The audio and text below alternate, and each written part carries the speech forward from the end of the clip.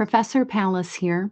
I have a recap of the assignment that we completed for NTD 420 here, Me, a Case Study.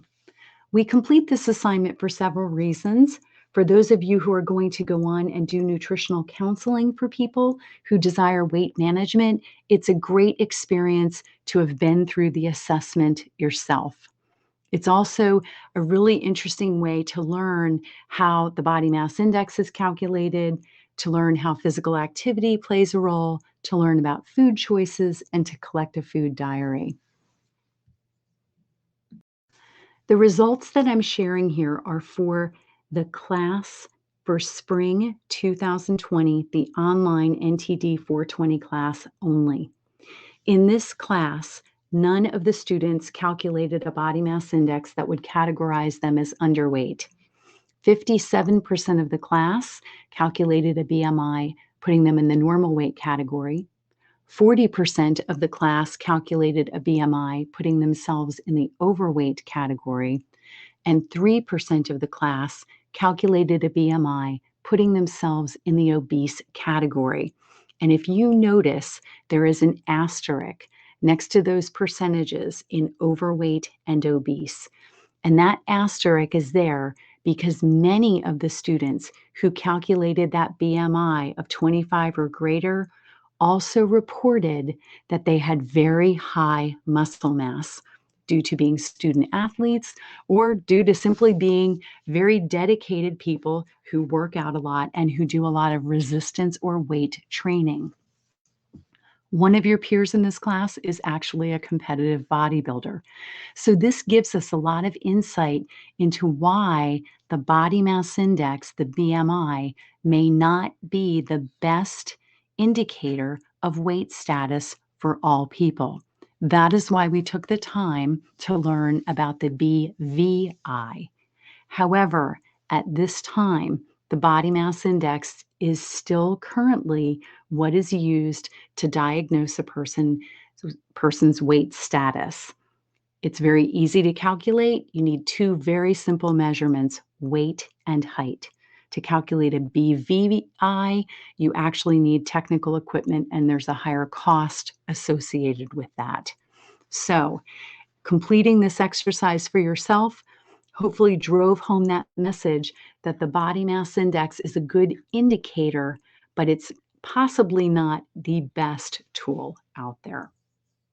This class in the spring of 2020, 95% of the students reported that they were physically active. In fact, most of you reported that you were highly active, and you wrote very detailed explanations of when you exercise and what types of exercises that you do. And I would agree, many of you are highly active individuals. 5% of the class indicated that they do not exercise or that they exercise very infrequently or irregularly. Many of the students who participate that they are highly active, highly physically active, also participate in a variety of physical activities. There was a really nice combination of people doing cardio, resistance and strength training, flexibility training, as well as meditative and relaxation classes. And it's important to see people including that meditative and relaxation class, that not the hot yoga, but the relaxing yoga class in their physical activity. That helps you reduce your stress levels, reduce your cortisol, and it could set you up for better sleep patterns. So it's nice to see that you guys had the insight to include that there. For this assignment, we asked you to use a nutrition app to track your food intake. And I wanted to share back with you the popularity of the apps that your peer group chose. Because if any of you are doing nutrition counseling or are interested in doing nutrition counseling, you may want or need to know which nutrition apps people are using the most and having the greatest level of success with. In this class for spring 2020, 63% of students chose to use MyFitnessPal. 17% of students chose to use MyPlate. 14% of students chose to use Chronometer. 3% chose Fitbit.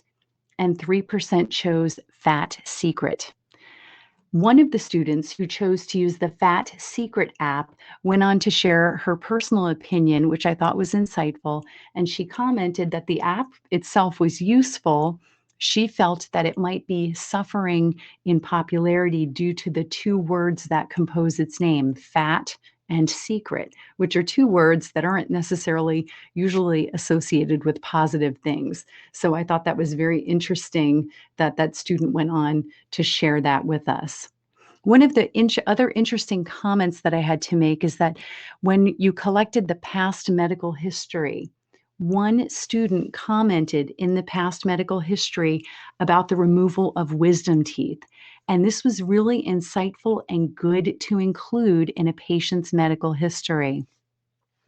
When people have difficulty with their teeth or difficulty or pain when they're chewing foods, they may over time, consciously or unconsciously, start to select out and not eat certain foods, such as meat, things that are stringy and get stuck between their teeth, or things that are just difficult for them to chew, like crunchy vegetables.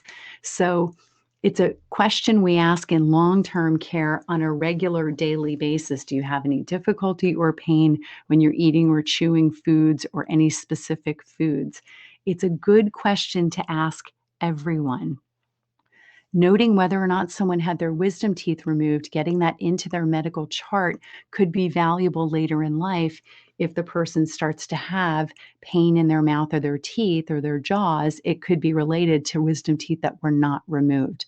So, the state of a person's dentition can affect their intake patterns over time. We don't see it frequently in young people, but we do see it very frequently in the older population. So it is important to include that in your assessment. Thank you so much for your time. Have a great day.